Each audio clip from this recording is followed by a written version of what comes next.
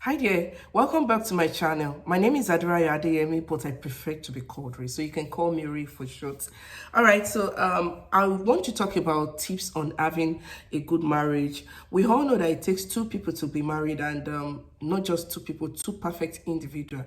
So the long we accept this, the long marriage gets better out there.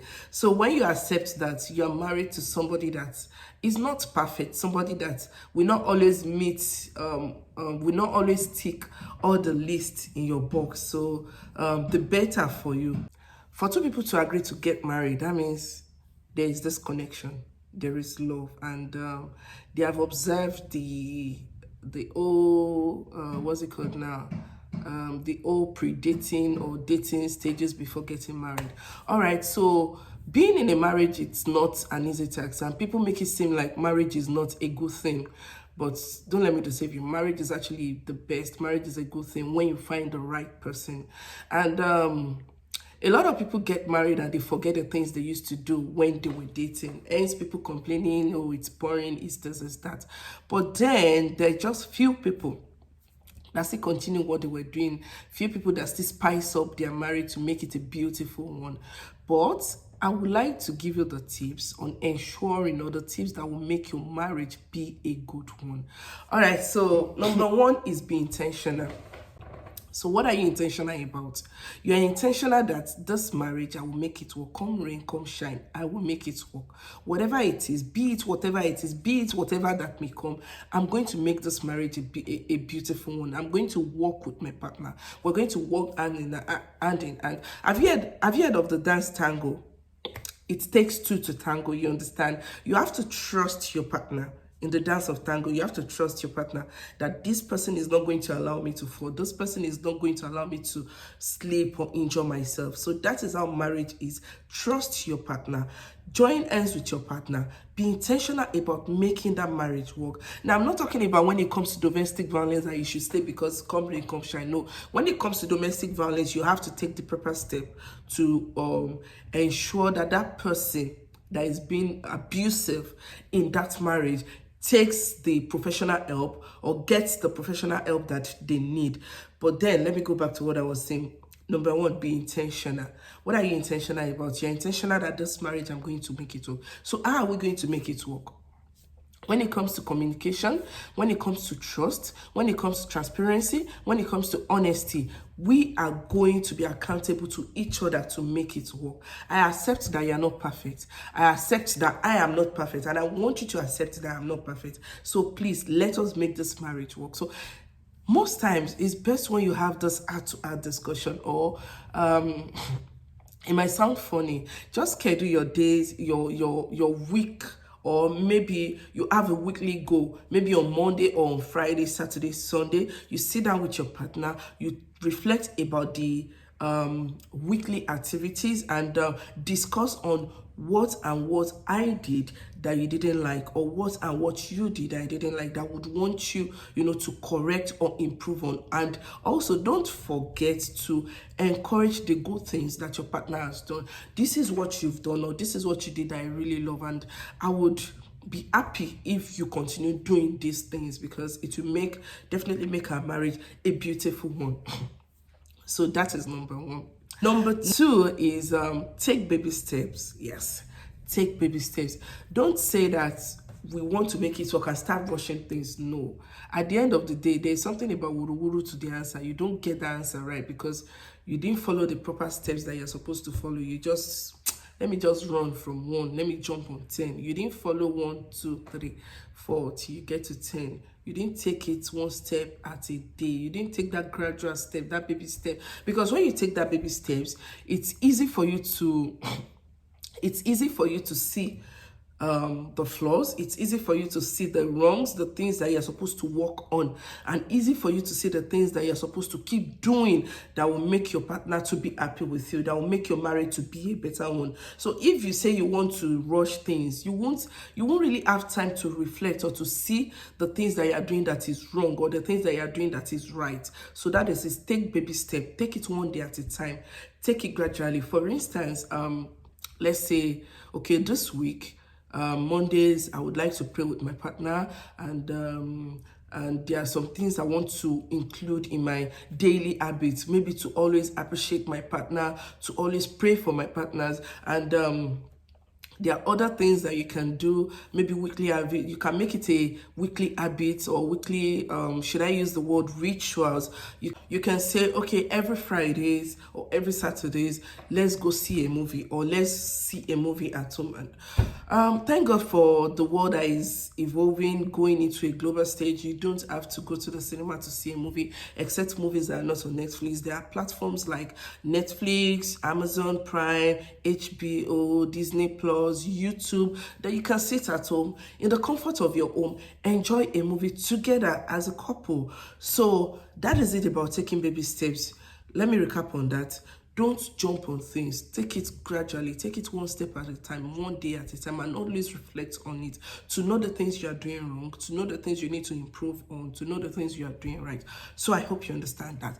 Now let me go to the third step. The third step is spending quality time with each other.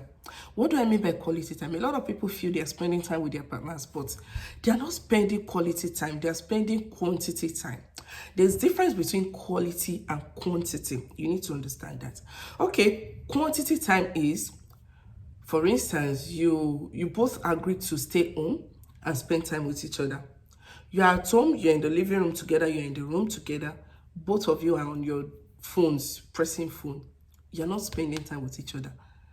You're only staying together, but you're not spending time with each other. So you need to understand the difference between spending time with each other and staying together. No, they are not the same. So spending time with each other is when you take that time off the world, off social media, off friends, off family, to stay with each other, learn from each other, have fun with each other, get to know each other more. You know, you can't know your partner in a day. In fact, in 10 years, you can't know your partner. The fact that you're married to that person for 20 years doesn't mean you know him or her in and out. There are still some behaviors. There are still some things that will still come to you as a shock. And you'll be like, I've been married for 20 years. I've been married for 30 years. And how come I'm just seeing this? How come I'm just noticing this?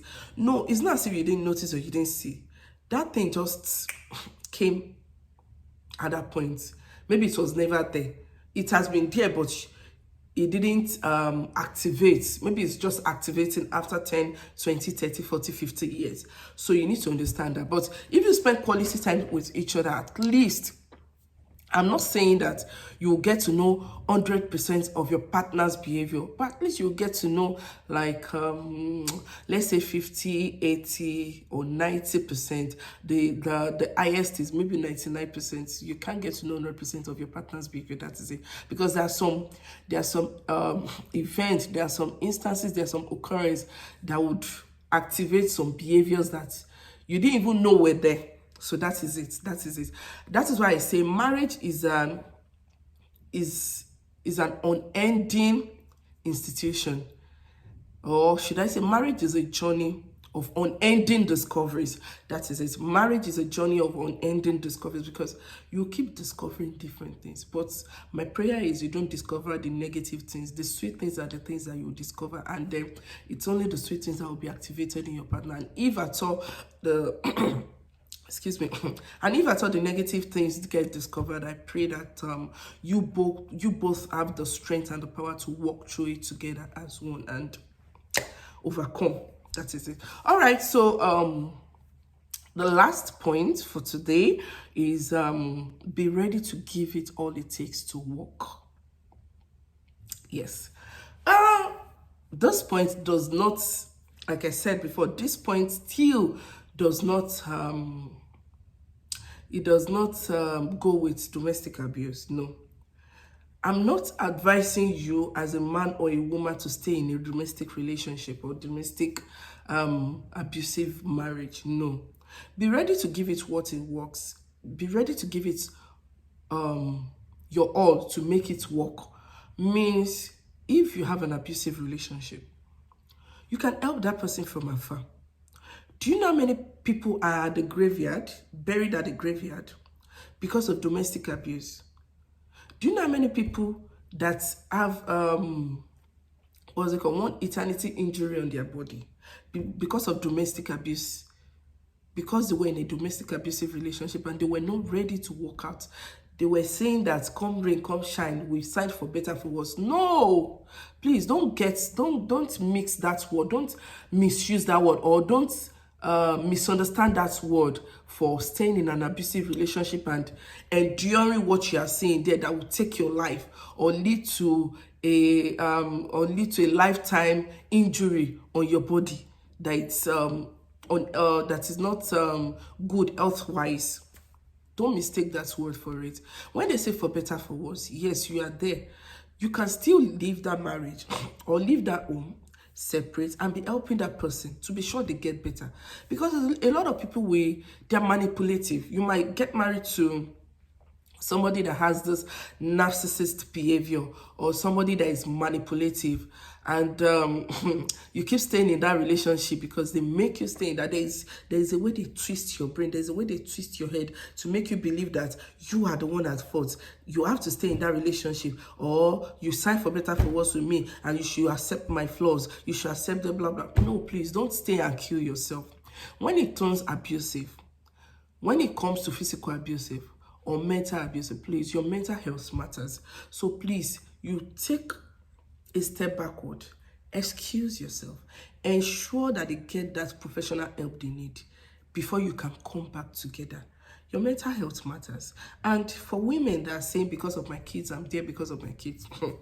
If you die today, those kids will blame you for killing yourself. At every point in time that they need you as their mother to be there for them.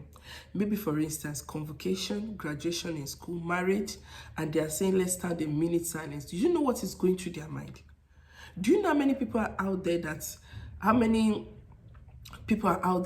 they've lost their parent to domestic abusive relationship and they are not even happy with that parent that they lose? So please, fight for your life. Don't stay in an abusive relationship because you want to give it all it takes, because you signed for better, for worse. No. Nobody should have to go through that. Please, stay apart. Pray for that person. Advise them. Get them the professional help they need to make sure that they get better. And when you feel that this person has gotten better and you see that they are intentional about getting better, then you can now come back together. Nobody should have to go through any form of any form of abuse rather. Nobody should have to go through that. And nobody should have to lose their life because they're in a domestic abusive or any type of abusive relationship. So I hope you understand all I've been saying so far. Thank you, and that is all for today. But before you go, don't forget to don't forget to subscribe to my channel. Don't forget to click the notification button so you get notified whenever I upload new videos. Don't forget to share because you don't know who you might be helping with this video. Everybody needs to watch this, especially people in marriage. They need to watch it. Even people in relationships need to watch it. People that are dating and not married need to watch this. Thank you very much, and until the next time, my name is Ray, like I said. All right, see ya. Bye later.